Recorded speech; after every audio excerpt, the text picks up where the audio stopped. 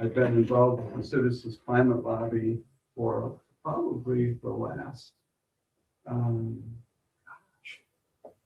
12, 13 years, I think. We'll talk a little bit about that. We'll start off talking about climate change. I'm not going to really talk about climate change very much. I'm going to assume that we all know about it and that we all more or less have an opinion. And I don't want to argue climate change or anything like that, but we will talk about what we can do about it, because my understanding is that that's what you're interested in, what we can do as individuals about environmental issues, and there are quite a few of them. I have a list here that I want to talk about tonight, and if you want to add anything to that list, feel free to.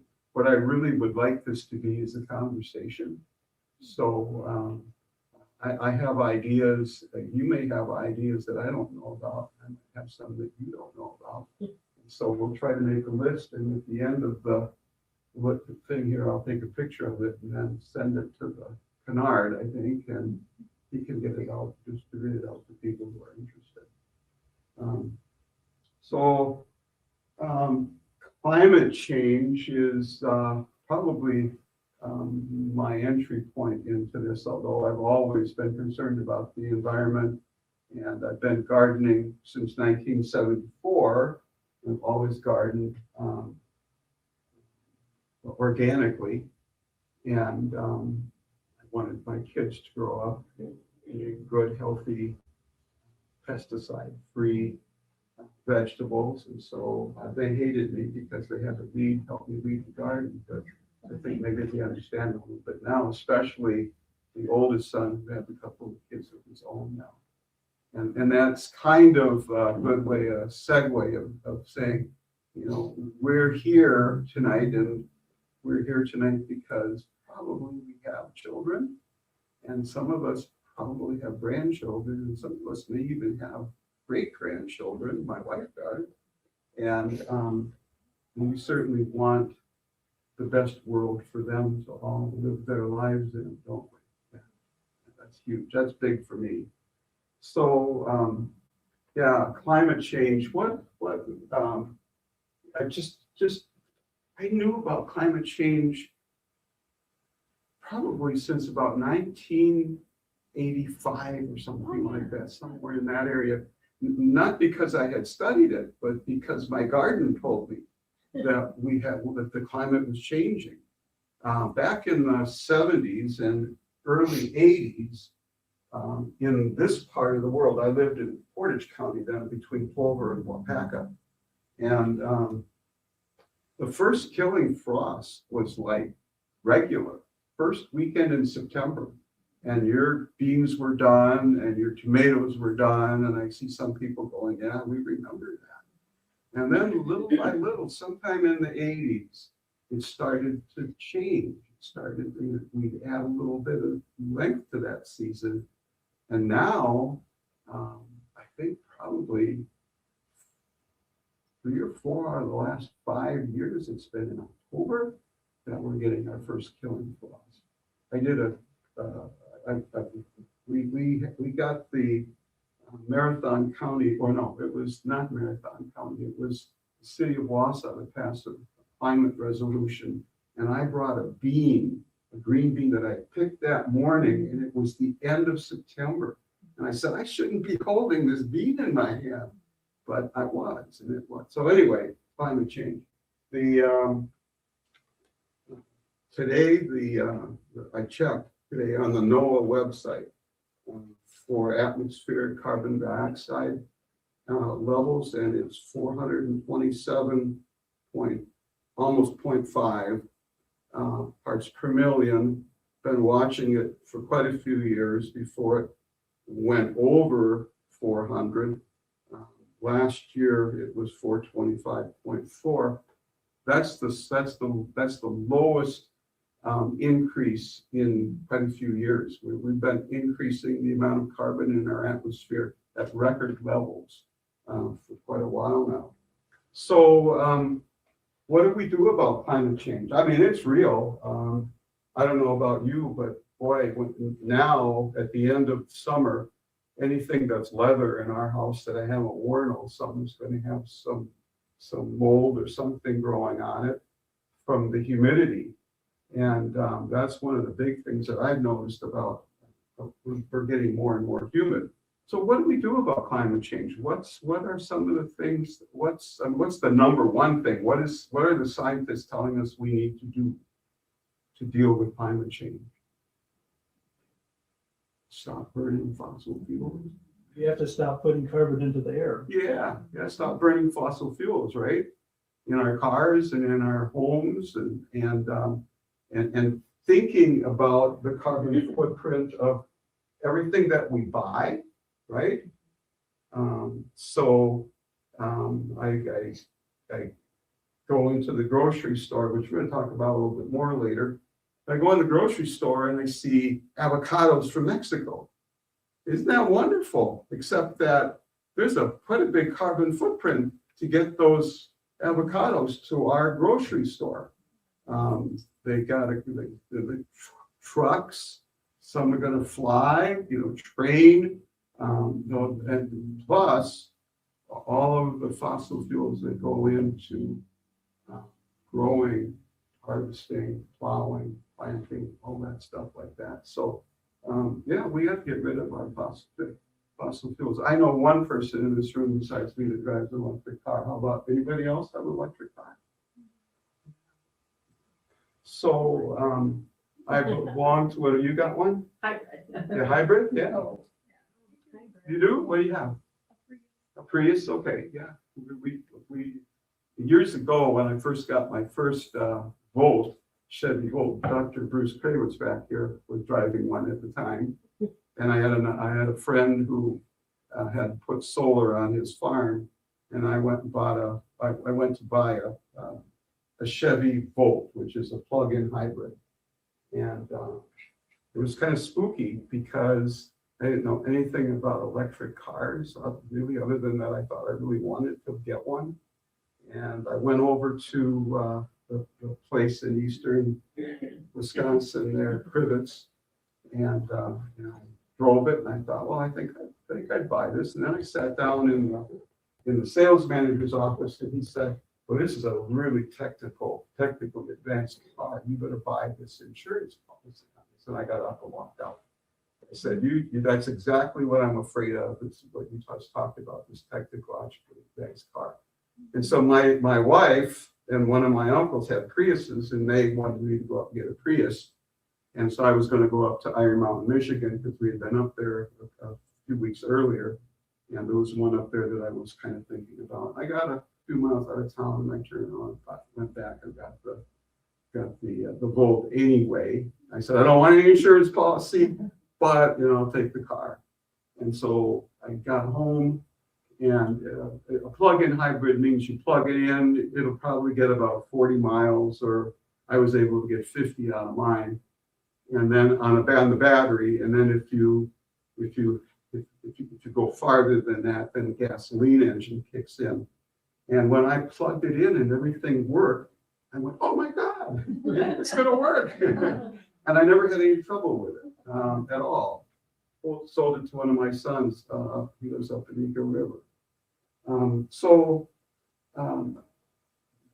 The fact that most of us aren't driving electric cars, even though that's one big way that we can reduce our transportation, is one of the main sources of carbon dioxide in this country. So from our cars and trucks and things like that.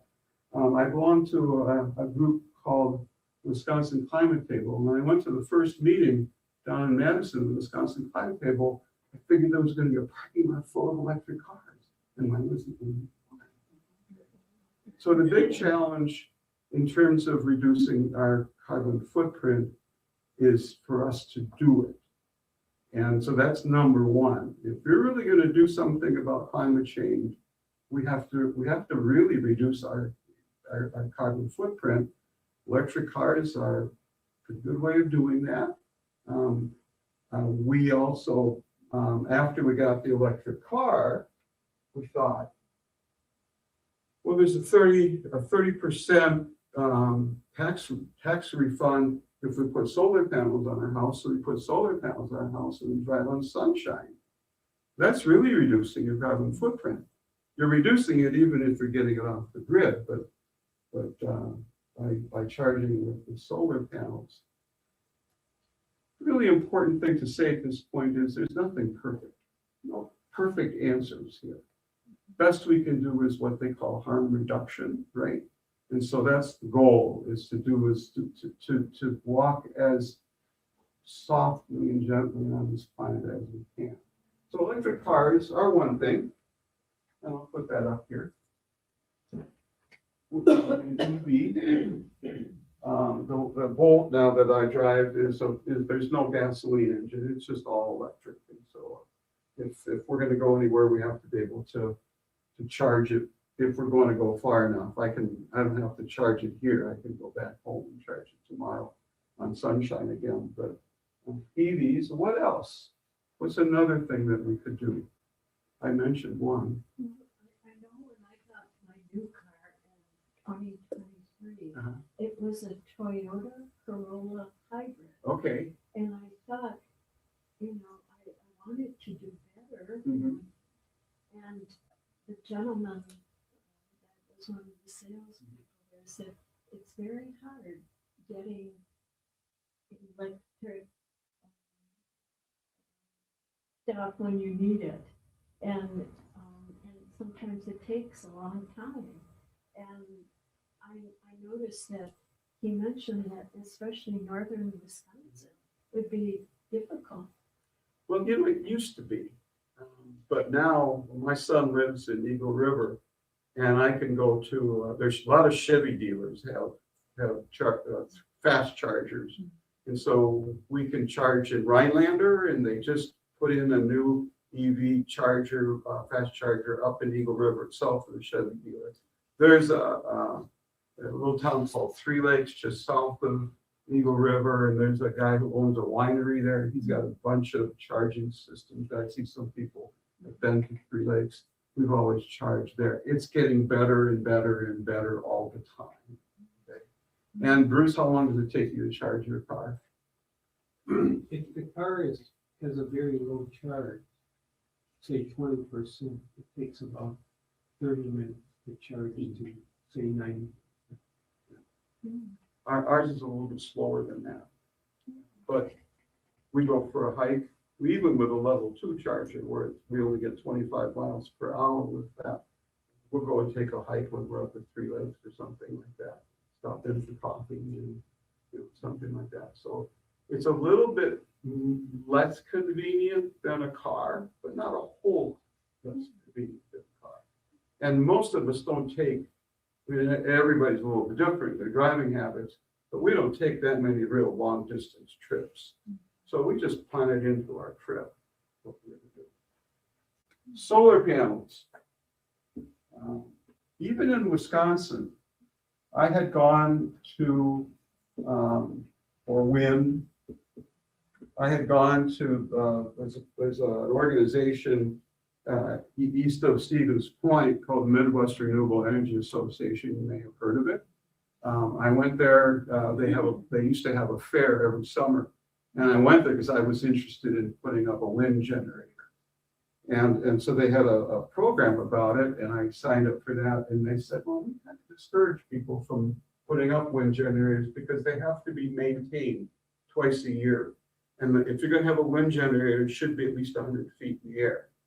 And I thought, I don't think I want to climb 100 feet in the air twice a year just to service my wind generator. And so we put solar panels on, and to our surprise, and I'm going to be fully upfront about this, but we have a pretty decent solar resource here in Wisconsin, believe it or not. Not as good as Colorado, Arizona, New Mexico, but boy, from March through the end of October this year, it was into November, we have sun most of the time, and we've made a lot of electricity with our solar panels, and during those months, we can pretty much count on charging our car up. So we don't even think twice about using the car. This year, we've had a lot of cloudy weather up until just recently. And so, you know, I'm really fussy, and I say, if we got the solar panels up there, we're gonna charge my car with sunshine. My wife has a Chevy Volt, which is that one that the battery goes about 40 miles, and then gasoline engine. She doesn't care so much, so sometimes she'll just charge up at night, things like that. When we just use, you know, I forget what they call that now, but they're not making, they're not gonna make any more electricity to charge our car than what they are making. So, yeah, those are things that we can do. What else could we do? Any ideas? Cut our carbon footprint? Geothermal. Geothermal, yeah. We have a neighbor who's got geothermal. You have it? Yeah, you like it? He does too. Yeah, in fact, he loves it. He's a real big believer in geothermal. You can also, the geothermal is a little expensive to put in. Oh, yeah. Yeah, what, 15,000 somewhere in there? I don't know what it is because we're doing it as a community. Okay. Go ahead. What is it? Oh, geothermal, what is it? So pipes that run a liquid in the ground typically, or in water, and the difference between, it's the differential of the heat that's, and the cold. Somehow you get heat out of the difference. We do it with an air source heat pump, so we don't have the down into the water. It's good to around zero. But it sort of works like your air conditioner. In fact, it can do both. And so without burning LP or natural gas or anything like that, it takes the heat out of the air. It squeezes it, which heats a gas up. You compress the gas, and it heats up, and then it blows that heat into your house, and it goes back out and warms, I guess, the liquid, and then comes back into your house, and then reconstricts it again, and on and on and on. So you can do, we can heat with it, and we can cool with it in the summer. We don't need LP or anything like that. We use it with ours. We use it during the day primarily because we can run it off the solar panels. And so, yeah, it works pretty well. Not as nice as wood heat, though. I've been heating with wood for a long time. I like wood heat. So we heat with wood in the morning to get the house warmed up, and then let it die out and use the heat pump, and then in the evening get another fire. Lately, when it's cold like this, we just heat with wood. Anyway, so heat pumps, and that's what a geothermal system is. It's a version of a heat pump. And so that gets rid of your LP tank or your gas that you're burning, because that natural gas or LP is a fossil fuel. You're going to put carbon dioxide in the atmosphere. So is burning wood. So there's a big argument about burning wood, and with LP or natural gas or oil, you're mining it. It's old stuff that's in the ground. And by burning trees, they will say that those trees are going to decay, and the carbon dioxide is going to go from that process into the atmosphere also. So you're just doing it a little bit more quickly. I don't know. I'm a little bit leery about it, but by the same token, I'm doing it. For rightly or wrongly, supposedly, I'm not really having any kind of an impact on the carbon dioxide levels in our atmosphere by burning it. But I don't know for sure. There are people who will argue with that. So heat pumps, what else can we do? How about practicing recycling? Would that enter into it? We're going to talk a little bit about recycling, but yeah, I think it could, theoretically. So there's nothing wrong with recycling, except we're going to talk about plastics. I'm using peat moss in your garden. Pardon? Oh, Not what using did you, peat what moss? there was another word that you used? Not using it? Garden. Oh, well, gardening. Sure, if you are gardening, By Pete. then you are avoiding, depends on what you're doing, if you're gardening on a major, big scale, but, you know, most of us, we have to do it on a small scale, we're using a lot of fossil fuels, we don't have to transport all that stuff from California, or Florida, or Mexico, or other parts of the world, kiwis from Australia, or anything like that. And so gardening is a really good thing. And in all the years that I've been gardening, I've never used insecticide. And there are very few plants that are a problem as far as insect potatoes. You have to pick the bugs off by hand. But otherwise, cauliflower and broccoli are two of the ones that you might have to get used to picking. Well, when you blanch them, the little worms come floating to the surface. Yeah. Anyway, so otherwise, we don't have too much trouble with insects. So gardening is a good thing. What else? We're all consumers. What are some options that we have when we consume things? We could look for things that are close, right? Things that are produced close at hand, you know? So the closer it is, the smaller the carbon footprint likely. Repurposing, oh yeah, yeah. Use local. Nothing, Eat yeah, local. that's the word I was looking for. Buy local. If you don't garden, there are plenty of farmers markets and CSAs, and so there are some things that we can do about change. Walking or riding a bike on those short trips where There's a great idea, right? And it's good exercise too. Yeah, yeah.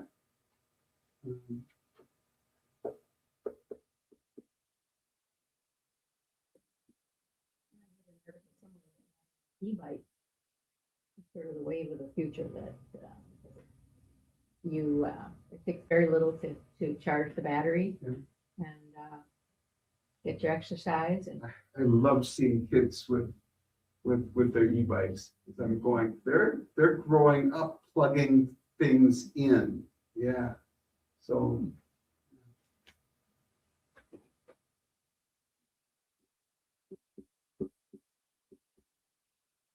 Right. A decent list. What about flying? They say take the train. If you're gonna go long distance, take the train, but it's a better. We've taken the train. We don't fly. We do take the train. It's a little bit more inconvenient than flying and a little bit slower. Nearly as nice as when I was a kid, I can tell you that much. We used to live in Salt Lake City, Utah, and the family was all back here, so we take the train back and forth. And in those days, it's comfortable, big. The porter gave you a nice pillow and a blanket at the end of the day, so you'd be nice and warm. Not that we anymore. Dining car. They actually have pretty good. The dining cars are pretty good. Yeah, in fact, they'll seat you with somebody you don't know too. They make sure. So anyway, yeah. Train. Not.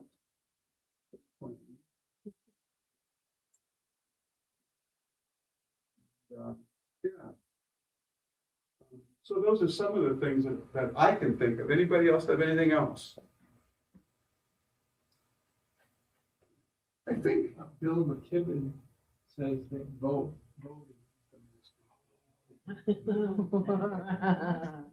so.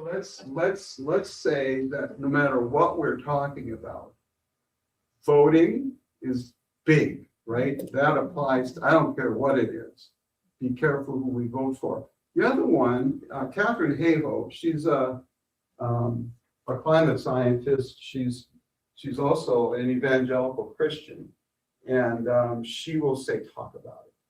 What you know, talk about with your kids, you know, with your friends, you know, with whoever, even somebody who's not necessarily into being concerned about some of this stuff. Okay, let me take a picture of that. Let's see, vote. I think vote, we're gonna say, I want to put it right at the top. Vote and talk about it, because that applies to whatever we're going to be talking about. We're going to take a picture and we'll move on. So far, so good. I'm going to send this back to Kennard here at the library, and he can get this out to everybody. If you make sure you sign up, let them know what your email address is, so that you can get that out to you. Okay, somebody said plastics, or we were talking a while ago about plastics. This is where Dr. Kravitz is going to come in here in a second, but one of the big myths about plastics is that we recycle plastics. We don't. We don't. What do we do with them? Bury them, burn them, yeah. Actually send a lot to Asia, where they do burn them, throw them in ditches, they wind up in the ocean. Plastics do not decompose. Plastics are made up of how many thousands of different chemicals? 16,000. 16,000 different chemicals. Very, very few of them have been tested to see how safe they are for human to be in our bodies. And as they break down into smaller and smaller particles called microplastics, right? And what happens then? You wind up in here. When they're bigger, they wind up killing animals, whales, different things like that, because they eat them and they don't deteriorate in their stomachs, and pretty soon the animal will starve to death. But we have them in our bodies, right? That's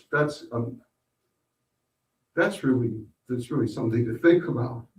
Not only what's that particle doing in our body, but what's happening if some of those chemicals are leaching out of the microplastics into our bodies.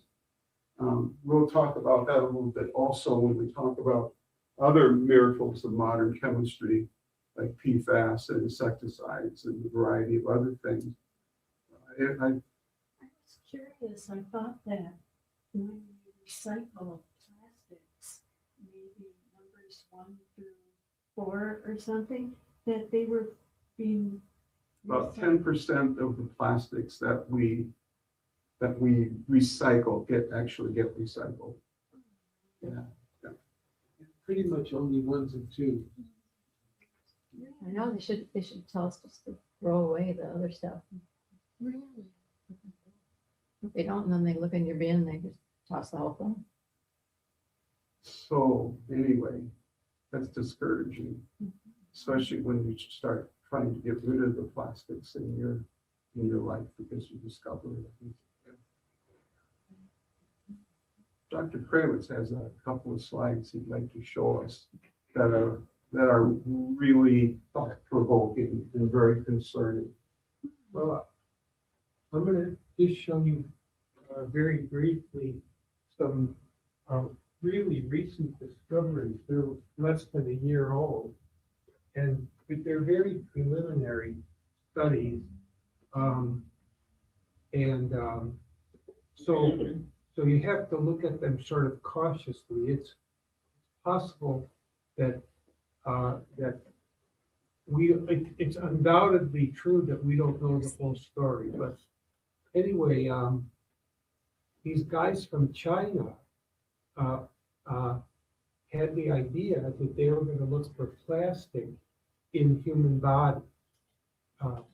This was a study. It was published in a medical journal called The Lancet, which is a British medical journal. And what they did was, when people came to their hospital and had to have a blood clot removed in a surgery, then they collected pieces of the blood clots and they developed a new method for looking for tiny pieces of plastic. Because clearly, if there was plastic inside the human body, it would be extremely tiny. It would require, it would require new methods to find it. And actually they developed a method, and they found that in the blood clots, they examined just 30 patients. So it's a very small study, but they could find plastic in 24 of them in blood clots. And these were blood clots that were removed for people having heart attacks, and people having leg vein surgery, and people having carotid artery surgery. So there were 3 sources of blood clots, and they used a method called electron microscopy, which magnifies enormous amounts. These pictures, this picture is magnified about 200,000 times. So it's an enormous magnification. And here's just one example. And this piece of plastic, see this bar? This bar measures 40 micrometers. And a micrometer is a millionth of a meter. Now, a meter is pretty close to a yard. It's not the same, but it's pretty close. So think of a millionth of a yard. Well, it's an incredibly small amount. So this is 40 million of a meter here. And so these are just some pictures of plastic from blood clots. And so then these guys from New Mexico, researchers from University of New Mexico, had decided that they were going to do the same thing. They were going to use the same method that was developed in this Chinese study, and they wanted to look for plastic in brain tissue. And the way they did it was, probably you know that sometimes when a person dies, an autopsy is legally required. Like say if there's a crime, or if a person dies in the emergency room of a hospital, or if a person is found dead at home, and the cause is not clear. So like the state of Wisconsin and the state of New Mexico have a special department that does legal autopsies and that are used for helping the police and stuff like that. And it's called forensic pathology. So there's a forensic pathology office in New Mexico that does all the legally required autopsies. It's like that show Quincy. You remember that TV show Quincy? And these researchers at University of New Mexico got a piece of brain tissue that could be spared from these forensic autopsies. And then what they did was they took the brain tissue and they turned it into a liquid. They did that by breaking up the DNA and the proteins and all of the large biochemicals. And they did it using KOH, potassium hydroxide. It's a very strong digesting chemical, and it destroys everything. Well, it doesn't destroy plastic, okay? So they turned the brain tissue into a liquid, and they will hypothesize that they could find plastic pieces in that brain tissue. So then they centrifuged it really fast, and they brought the plastic down to the bottom of the test tube, and the rest of the stuff just stayed as a liquid. It didn't go down. And then they did electron microscopy on that. And here's just a picture, one of the pictures in their paper. This paper was from a journal called Nature, which is probably the most famous scientific journal in the entire world. It also comes from England. And these are pieces of plastic that they found in one of these forensic autopsies. And you see this looks kind of like a rectangular shape. And these pieces are even way smaller than the ones that were in China. The ones in China were 40 micrometers. Well, these pieces are 2/10 of a micron. Okay, so extremely tiny. They're so tiny that they fit comfortably inside of a human cell. So so then they and they did 12 persons, 12.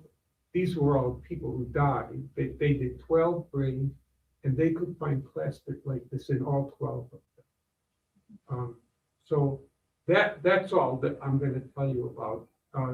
But this is this is very new, so you have to be cautious. You know, it's possible that there are mistakes that haven't been discovered yet, and so. But anyway, it looks like that we have tiny pieces of plastic inside of our bodies and even inside of our brain. But and I'm sure that there are many other people now doing studies so that 2 or 3 years from now we'll know a lot more. But right now these are just some preliminary findings that I showed. Does anybody have any question or comment that they want I've read that it's also been found in placentas. Yes, Placentas. yes, it's been reported in placentas and in testicular tissue, breast milk, urine. I'm sure I don't remember all the studies, but yes. And Oh, kidney and liver. Are they analyzing the type of plastic or Yes. is that too small? Yes, no, they can do that. And most of it is what's called polyethylene. About in both of these 2 studies that I showed you, about 80% of the plastic is polyethylene. But I should say, since these are small numbers, we can't really go like it. But the way I remember it is polyethylene is used to make plastic bag. And so the way what I say to myself is you go to the grocery store, you get your groceries and bring them home in a plastic bag, and then you eat the groceries and the plastic bag. So that's how I remember that's polyethylene.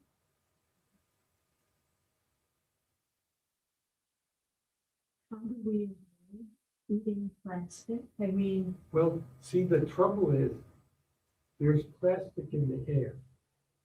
Tiny plastic particles, like the particles I showed you, there's ones like that in the air that we breathe all around. And there's plastic in a lot of food. Like say, there's plastic in a lot of the food that we eat. Well, and one is, this is a paper I haven't read yet. It was just published that there's quite a bit of tiny plastic particles in cheese.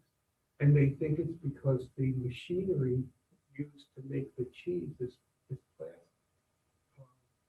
And like, say if you drink water out of a plastic water bottle, it has plastic in it. Like the tiny plastic pieces come out of the water, of the plastic water bottle and go into the water. And if you traumatize plastic, you get way more particles. Like say if you have a coffee maker and the coffee maker has a plastic container where the hot water goes. Well, then that has more plastic particles in it than if you just put cold water to make your coffee. Which I'm not suggesting. Or like tea bags. A lot of tea bags are made of plastic, and so you're putting plastic in your tea with your tea bag. So that the trouble with the idea of avoiding it is it's in so many places that you can't say where, like if you said, where does this plastic in this blood clot come from? You can't say. You could say, one guy could say, well, it could come from the air. And another guy could say, well, it comes from the water we drink. And another guy could say, well, no, it came from the fish you ate. Well, nobody knows. So, but one thing you could consider is not using plastic in your kitchen. Studies have shown that plastic in the kitchen causes plastic particles. With just a plastic cutting board, you cut, say, a carrot on a plastic cutting board, you put plastic in the carrot. Or if you microwave a plastic cup, you put plastic in your drink. So try to get plastic out of your kitchen if you can. But that doesn't guarantee that you'll have less plastic to eat because we don't know what the source is. So right now it's unanswerable, really. Have they done studies, is it also in animals, so, or, you know, like you said, Yes. fish or whatever? Yes, animals, it's very common for ocean animals to have pieces of plastic. Probably more, well, don't want to say more common than humans, because we don't know how common it is in humans. But it is not uncommon for animals that live in the ocean, they have pieces of plastic because a lot of plastic ends up in the ocean. And when it's in the ocean, it's not stable. It gets ground up into smaller and smaller particles. So like if you have a whole plastic water bottle, nobody's going to eat that, except maybe a whale. But if you have tiny pieces that you can't see, well, then all of us get those. Are we not hearing about plastic because there are so many companies that don't want us to know about that? Well, that's a good question too, but I tend to think, well, I'm a cynical person, but I tend to think, yes, I tend to think that that people who have people in power don't want to talk about it. And the same as they don't want to talk about climate change. One thing Dan didn't mention about climate change is if you take the richest 1% of the people on the earth, they cause as much carbon emission as the poorest 50%. So it isn't really that all of us are responsible for CO2 emissions. Half the people in the world have very low emissions. And we in this room have high emissions if you think on the whole world. Compare us to everybody in the world, our emissions are high. But you take a person who's in the 1%, well, their emissions are so enormous that ours are trivial in comparison. So it's Tell me why that is. I mean, maybe they're taking a lot well, more flights. private jets, private yachts. I mean, those are enormous, or owning companies that have enormous. Right. It's That have owning enormous. companies. And then if you say what are the most at the very top, what are the most horrible? There are just 32 fossil fuel companies that are responsible for maybe 70% of the global emissions. But they have so much power that there isn't, that like we can't do anything about it. Somebody said, you have the power to influence events, but not enough power to actually stop the catastrophe that's happening. Well, speaking of ultra rich and their, much bigger effect on pollution, everything. So how about invest in the companies we invest in? Is there a way to find out companies to invest in that produce less pollution, produce less plastic? I don't know. There are carbon some emission. investment companies that specialize in clean investing. And there's a book and a website. The book is called Speed and Scale. And the website is called speedandscale.com. And they have a free newsletter. And you can go there and they will tell you what companies are doing to reduce their emissions. And then if you want, you choose to invest in this company. And the guy who does that website and who wrote that book, and it's a whole book, if you want to read a book about it, it's called Speed and Scale. The guy is not a scientist, he's a businessman who specializes in clean investing. I don't want to ruin people's sense of well-being, but the can of beer, the can of soda is really a plastic thing. The aluminum is coated on the inside with plastic. And so you're actually drinking out of a plastic container. And I might have misspelled it, but be a conscious consumer is one of the things that we really need to become, being aware of what we're actually consuming in fossil fuels, plastics, variety of other things. You know, the Teflon pan that we cook with is Teflon is PFAS, and PFAS is a dangerous chemical.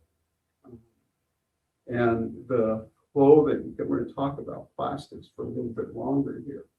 But if you're wearing polyester, you're wearing plastic. And when you wash that plastic, plastic is being shed into the water, your wash water, wastewater. So I want to, before we go any further, I want to say a couple more things about climate change that I wanted to say. One, get involved. There are all kinds of different organizations that are working on climate change. The Citizens Climate Lobby is one. And if you're interested, sign up and I'll get you a little bit of information about the Citizens Climate Lobby. And they're doing really good things. The other thing is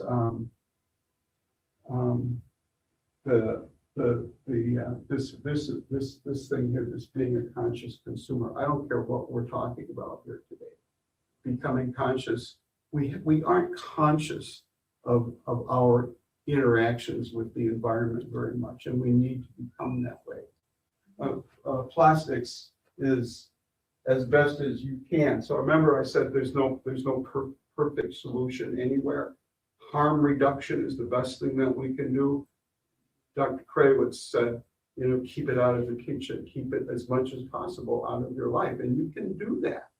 Okay, so we don't use plastic baggies anymore at all. We garden, we can, and we freeze. But what we freeze now, I like peanut butter, and I get a nice big jar of peanut butter.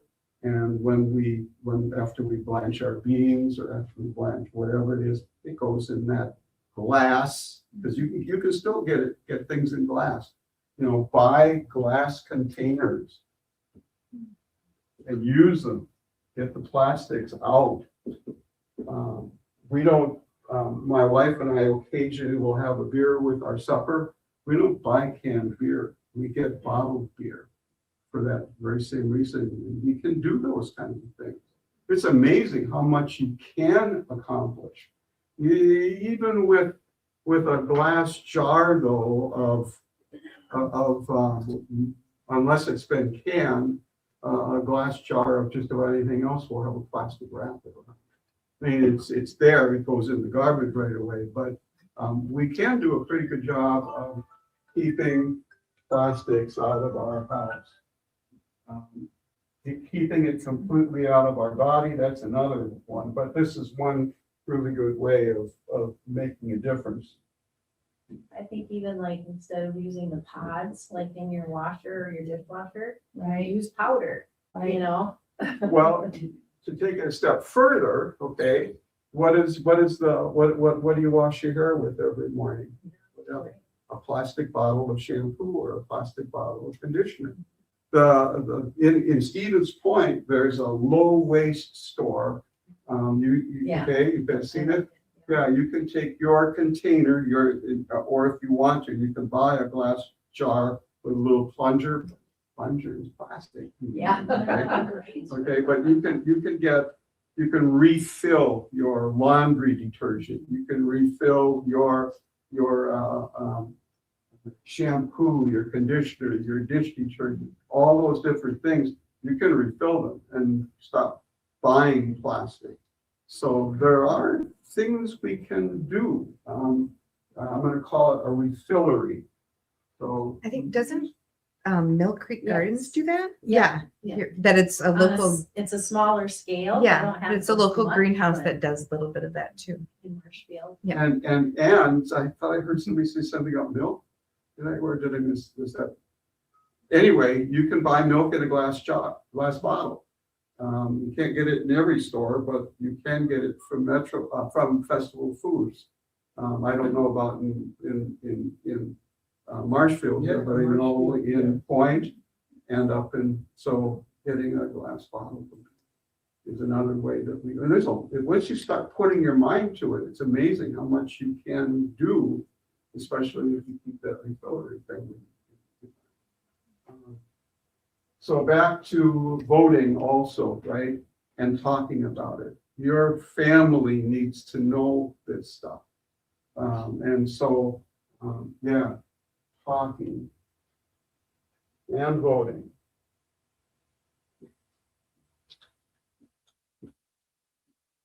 And there is, lest you think that this is what do we vote for? There's an international movement to stop producing so much plastic. And they're trying to write a treaty. And guess who one of the resistant countries is to that treaty? You're living in it. Yeah. And so being careful who you vote for is really, really important. Okay, I'm going to jump, okay, to one of my favorite topics is, since the 1970s, this planet has lost 70% of its life. That's from people working in the field.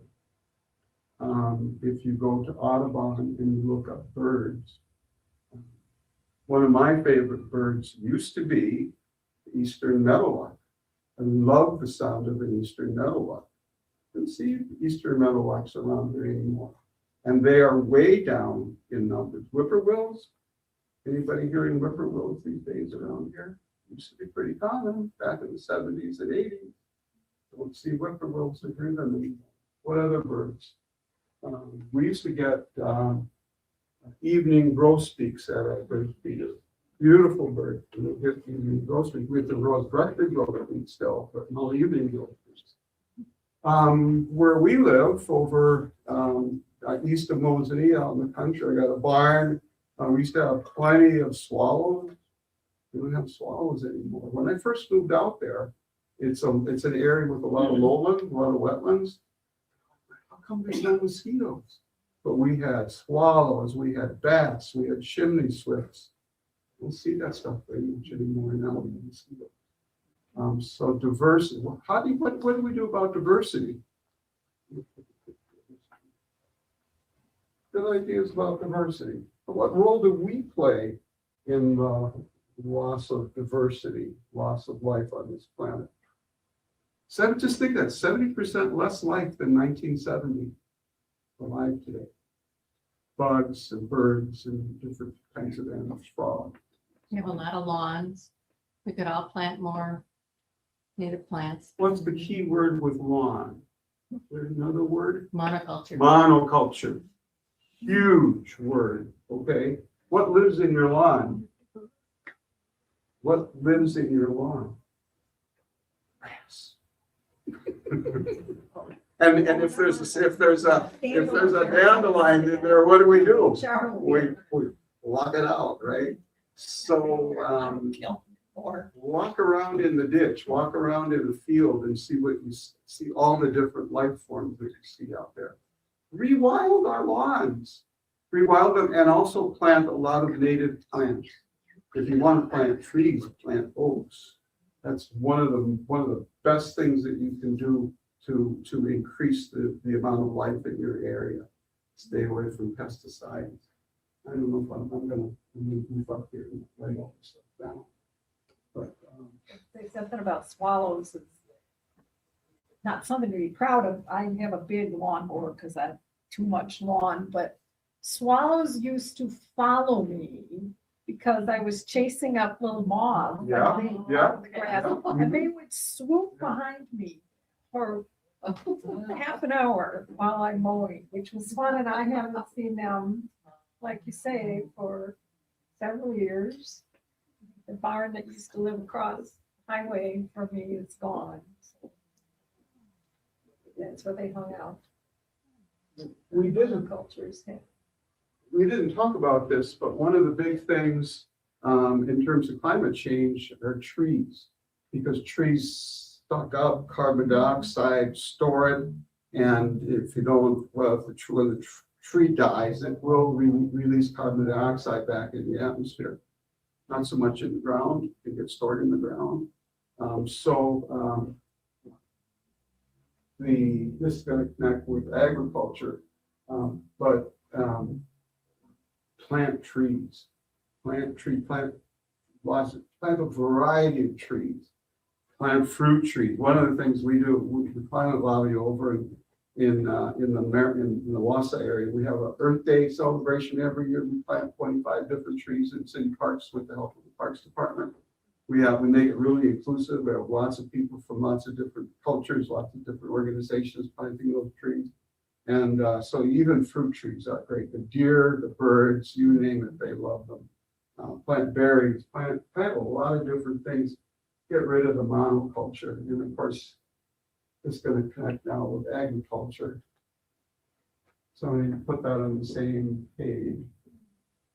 I read somewhere that there's certain, like, prairies themselves, but certain perennial crops, like grasses or something, that store a lot of carbon in the ground Yeah. in their roots. Yeah. The roots grow down and they can stay there Perennials are as good. long as it's not Perennials are good. Yeah. plowed up.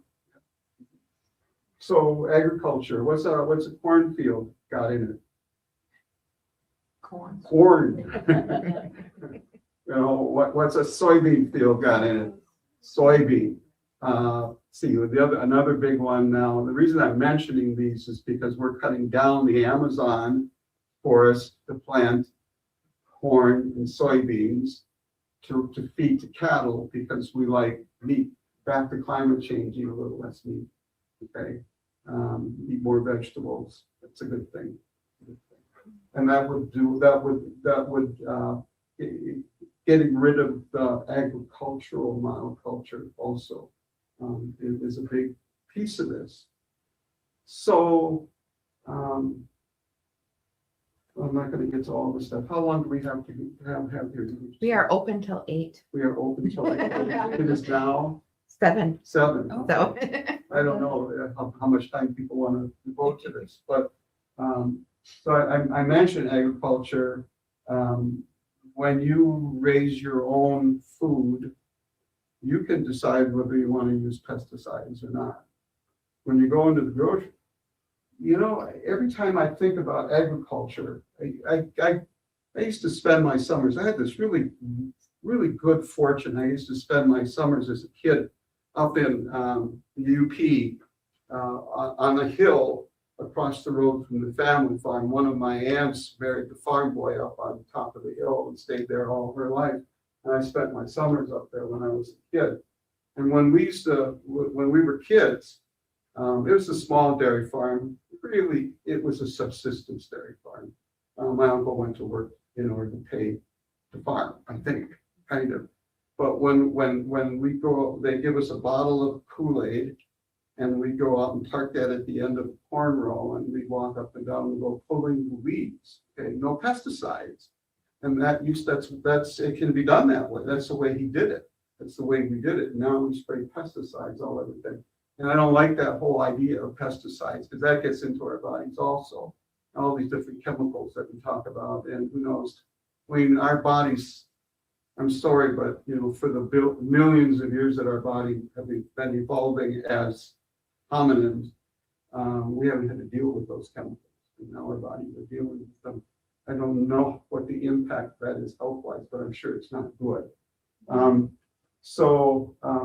Back to the idea of gardening being really good for us, and buying organic. That's important. If you don't want to have those chemicals in potatoes, actually, worse in terms of pesticide. But so is lettuce and a variety of other things. So, we can do things once we become conscious of what we're consuming. The woman who just left asked about why really wealthy people have such a carbon footprint. It's not just flying. Everything that we buy has a carbon footprint. And who buys the most? Really poor people or really wealthy people? And so there you go. I mean, we don't have to, we really need that newest thing that's on the market? Maybe not. And so that I think I'm making my point. Monoculture, we don't think about monoculture because we've grown up with monoculture, but we need to start thinking about it. If we want to keep life on this planet, we need to find ways of doing things that don't have we've rewilded part of our yard, and it doesn't look beautiful right now, but it grows raspberries now, and a variety of different things. And that variety, I don't know what's all in that variety, but when I walk around out in the country and I walk down in the ditches and I get my phone out, it's amazing kinds of life that are in the ditches that aren't in my lawn. And so, we can do our part there. Let's see, what else do I want to talk about here? We talked about agriculture, in a sense, industry. I mean, the miracle of modern chemistry, right?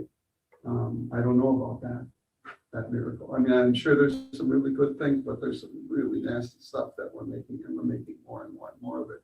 We've been talking about plastics. When you hear the word petrochemical industry, think plastics, okay? And the fossil fuel industry feels as though that's where they're going with the future. That's the future of fossil fuels. So more and more and more plastics. If your polyester clothing gets burned, what's happening? What are you making? Really toxic stuff and little microplastics. So, all right. Also diversity, that's huge. And it's going to keep getting worse if we haven't talked about overpopulation. And I don't know what each of us as individuals can do about overpopulation, but when you hear that we need an economy that needs to keep growing, that means more and more people, right? More and more people using fossil fuels, and more people consuming whatever it is, more and more carbon footprint, more and more monoculture, more and more and more and more, and fewer of the other life forms on the planet. So people who are into population kinds of things will say that when I was born, 1948, that was about the ideal population for human beings on this planet, about 2.5 billion. How many do we have now? We're probably getting pretty close to 8.5 billion. In my lifetime, 2.5 to 8 billion people. Kind of an aside, wealth has an awful lot to do, poverty has an awful lot to do with the population. So is agriculture in a sense. But my daughter-in-law is from the Philippines. She comes from a huge family. Philippines is very poor country. And the kids all go out and work in other countries and send their money back to help mom and dad. Kids in big families are what the form of Social Security used to be, right? And so, interestingly enough, Belle and two of her sisters married here in this country and are living here in this country. And none of them have had children since they've been in this country. And they're all living in much higher standard of living than they were. And that need to have more kids is not there. And so that's a real big impact. Back to voting, people who, legislators who see the value in helping women and girls in third world countries get educated and develop incomes, decent incomes, that's going to help an awful lot with the population thing. Latest thing that I think I thought I would talk about before I talk about a couple of other things briefly. Real recently, the UN University Institute for Water, Environment, and Health reports that our planet now is in a state of water bankruptcy. Not a water crisis. The water crisis implies that there's a relatively quick fix. Water bankruptcy means there ain't. That we need to make some big changes in the way we use water, we use water. And there are about half the people, according to the people who did this study, about half the people on this planet live in a state of water scarcity.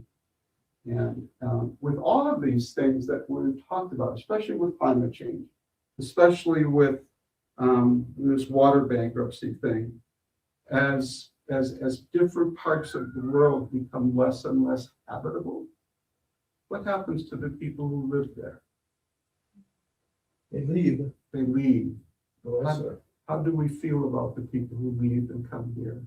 You don't like them. We don't like them. You know, we're going through some real traumatic things happening in this country today to get rid of people who came here looking for a better way of life. Interestingly enough, agriculture, so big time commercial agriculture today, you know how they make the money? Subsidies. They sell their goods at a loss because they make enough on subsidies to make it worthwhile. What do you think that does to farmers, small time farmers in Mexico, in Guatemala, in Africa, in India? Last year there was a lot of unrest in India over big time agriculture moving into that. Why were those farmers so upset? They can't compete. They can't compete. And so, another topic that relates to a lot of different things, but the climate, our military believes that around the year 2050, we're going to see massive movement of people from climate change. And that's going to throw the whole world into chaos because the people who are moving now are small numbers compared to what's going to happen now. So doing something about doing things. One of the things that I want to say about doing things is if you're only watching the news and you're only reading about all this stuff, what happens to you? What happens to emotion? They get paralyzed with anger and fear. And despair and all that stuff like that, you know. I bet there isn't anybody in this room who isn't wondering what happens to my kids, you know, in their life. So by getting involved, Citizens Climate Lobby, I'm going to talk about one more thing here in a minute. These are all really intelligent people. Dr. Koywitz is a member of our Citizens Climate Lobby chapter. And they have their eyes wide open, but you will not find a more optimistic group of people because they feel like they're doing something and they're doing something meaningful. And they are. So we do a lot of lobbying. We really do a lot of lobbying. There are climate lobby chapters all over this state, all over this country. Some of us live in the 7th congressional district, the northern third almost of Wisconsin. There are 1, 2, 3, there was 4, now there's 3.5 chapters in that, in just the 7th congressional district alone. We lobby our legislators.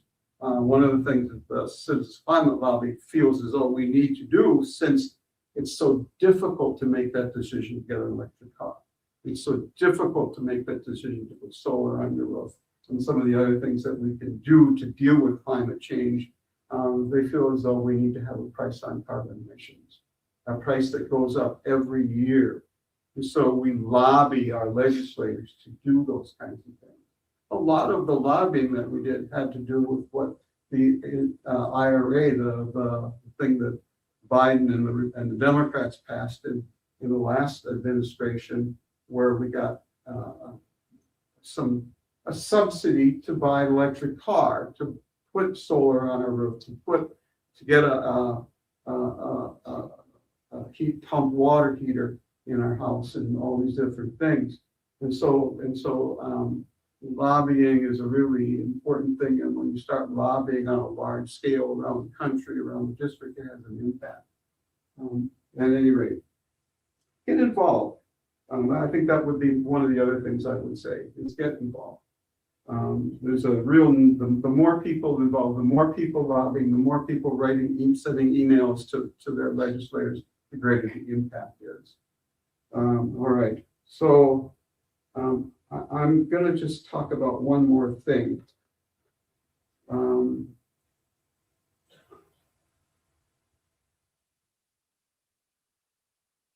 Part Native American, Ojibwe, just a little bit.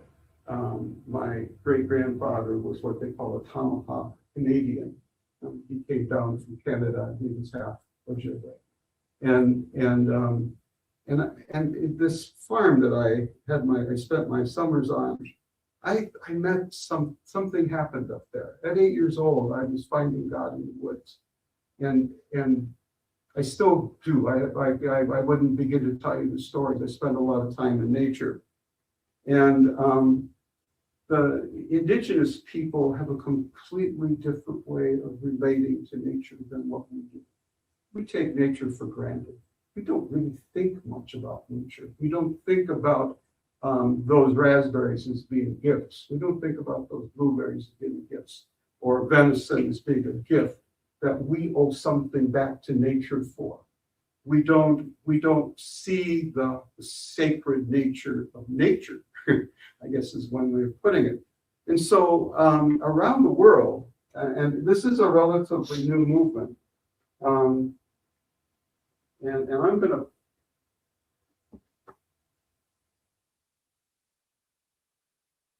it's called the Rights of Nature.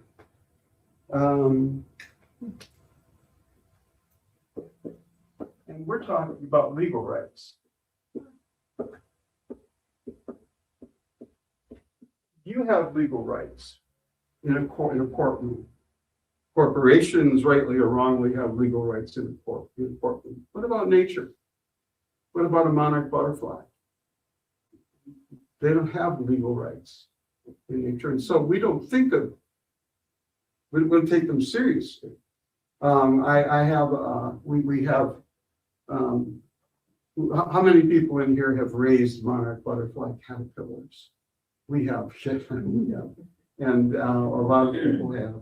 And so my wife and I spent a lot of time walking on our road, and there's ditches and there's milkweed, and we have milkweed in our garden and milkweed down. We're always looking for monarch caterpillars, and they're amazing. They fly. The last generation flies all the way to Mexico to the right spot without ever having been there, and they're beautiful. But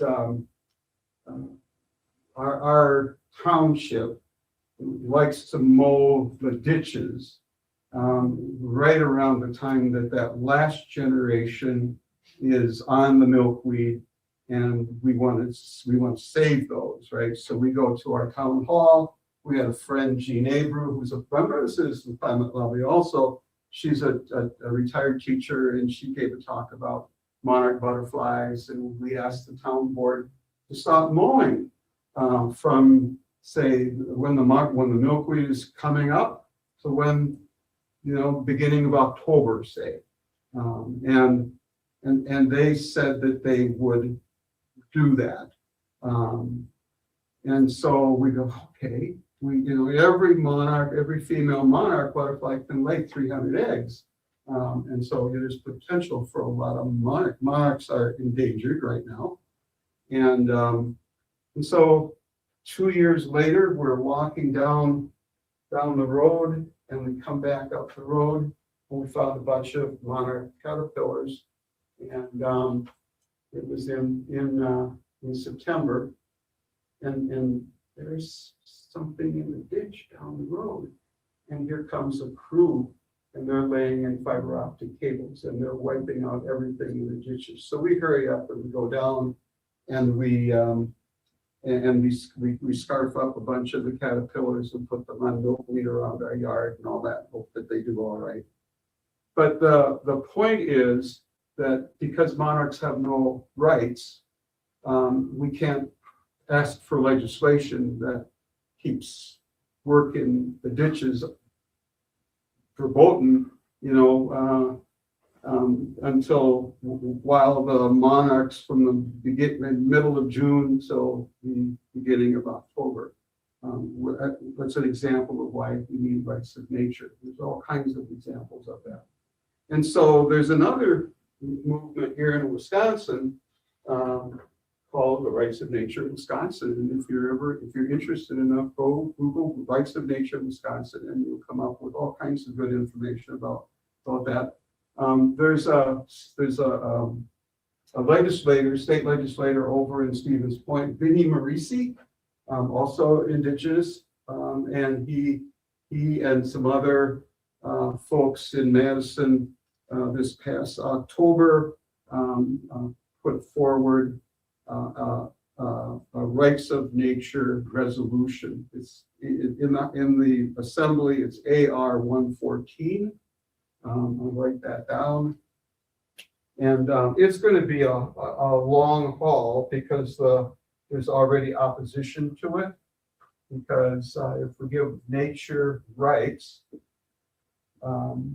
we might somehow harm corporate greed.